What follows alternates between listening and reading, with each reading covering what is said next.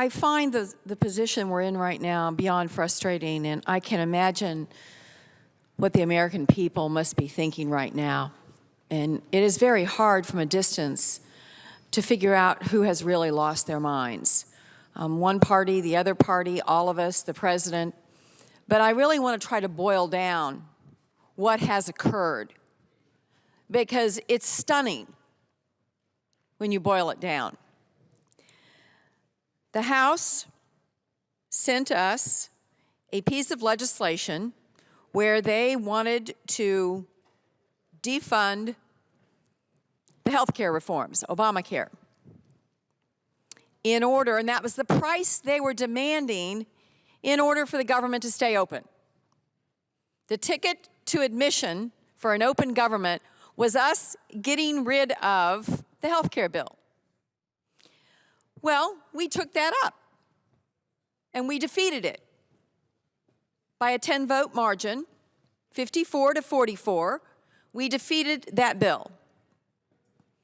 And we sent it back to them, just the ticket to keep the government open, without an extra price of admission.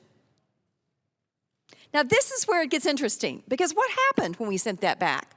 Did they take it up and defeat it? No. No, they didn't vote. I want to make sure the American people understand this. All the members of Congress that were elected to serve the people of this country, they didn't get a chance to vote, because the Speaker decided there wouldn't be a vote of the House of Representatives on the Senate-passed measure. Now, and then somebody says, well, it's the Hastert rule. Well, I've searched the Constitution. I can't find the Hastert rule. It's not there. And so the question we have to ask right now is, why won't they let the House vote? Maybe they'll defeat a clean attempt just to keep the government open. And by the way, nobody here is against negotiating or compromise. We've compromised on the number in this continuing resolution, and we are perfectly willing. We have been desperately trying to negotiate and compromise on the budget for months. Senator Cruz has blocked our attempts to go to conference on the budget. So it's not that none of us are willing to compromise. Maybe some of us aren't.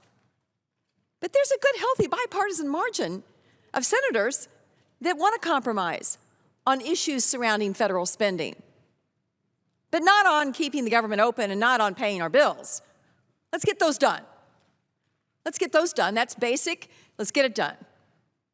And so my plea today to Speaker Boehner is quit making decisions on behalf of all your members, a small group of you huddled in a back room, because that's what's happening. There's 2 or 3 men in a back room down the hall, and they're deciding whether or not they're going to allow the elected representatives of this country to vote. Let the House vote. I think the American people may be surprised that there would be a healthy bipartisan margin to, in fact, keep the government open when the clock strikes midnight tonight. Elections matter. And elections are what dictate what happens around here. We had an election last November. I remember it very well. I stood for election last November. There were 2 candidates for President of the United States. And every American citizen had a chance to decide who they wanted to lead this country. And the contrast was very clear. One candidate said he was going to repeal Obamacare on the very first day he was president. He was going to, by executive order, wipe out Obamacare on day 1. The other president said, I'm going to implement Obamacare. That president won, and it wasn't even close. Every single Democratic senator who ran for re-election and voted for Obamacare was re-elected. Red state, purple state, blue state, all of us were re-elected that voted for Obamacare. And in fact, a couple more were elected in states where Republicans had represented those states. We didn't lose seats, we picked up seats. And even in the House of Representatives, the raw votes, there were more Democratic votes cast in the House of Representatives than Republican votes. They have the majority because of the way the districts are drawn. But I understand they control that House, but should they control whether or not people get to vote? Let the House vote. Well, they say, but Obamacare is so unpopular. The American people don't want it. Now, I get that the polling is not good for this reform. And I am perfectly willing, as we implement it, if we need to make tweaks and changes to make it better, I hope my friends across the aisle will quit using this as a political 2x4 and help us make it as good as we can possibly make it. Because this isn't about any plot. This is about accessible and affordable health care for all Americans with a free market solution. These are all private insurance companies. There's not a government program in this. People are going to be able to choose between various private policies and various options. And they're never going to have to pay more than 9.5% of their income for their insurance. And the insurance companies aren't going to be able to swallow fat profits just for golden parachutes for big CEOs anymore. They're going to have to spend 80 cents of every dollar on your health care. But it's all free market. This was a Republican solution in the beginning. The candidate for president forgot that. Former Governor Romney, that this was his solution in Massachusetts when he was governor.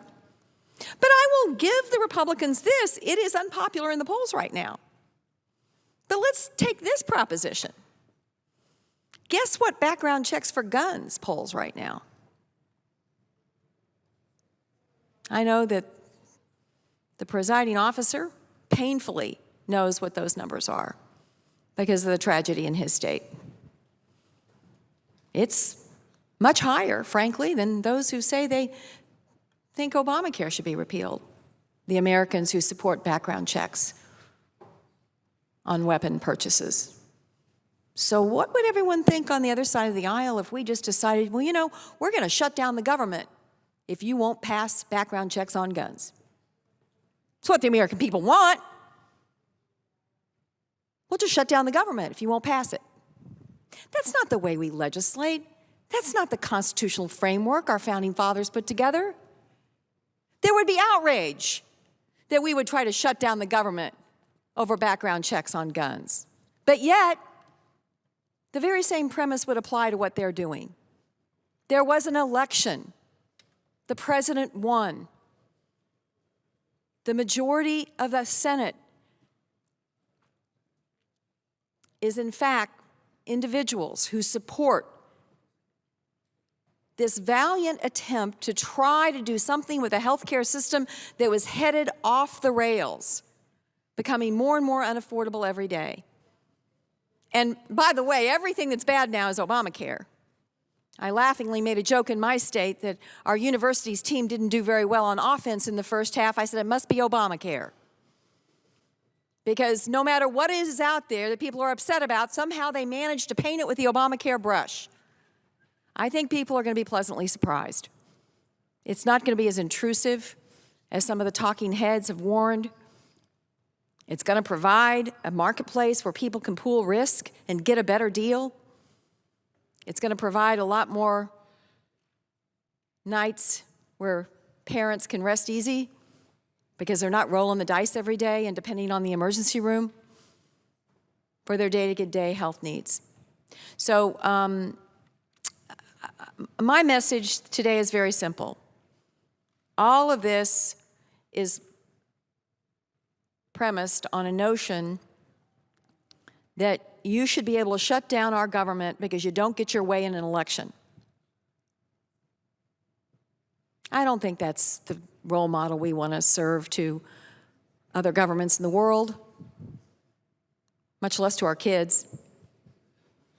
And I think we can compromise on a lot of things. We can even work on making this bill better. But let's keep the government open. Let's pay our bills. And then let's sit down and have some meaningful negotiation and compromise about federal spending. I'm somebody in my caucus who always is open to other ways that we can cut spending. Some in my caucus don't feel as strongly as I do about that. But I'm willing to listen to all sides and negotiate around a budget. But let's don't hold our economy hostage in the process. Real people are going to be hurt here. This isn't just about who's on the Sunday morning shows, who's your primary opponent, what are they saying on cable news. This is about real folks, and we need to be focused on them. And so I implore you, Speaker Boehner, let your members vote. Just let them vote. Put it on the floor. You can do it in an hour. Put it on the floor and let them vote. And if it's defeated, well, then let's talk. But I'll bet you a cup of coffee it won't be.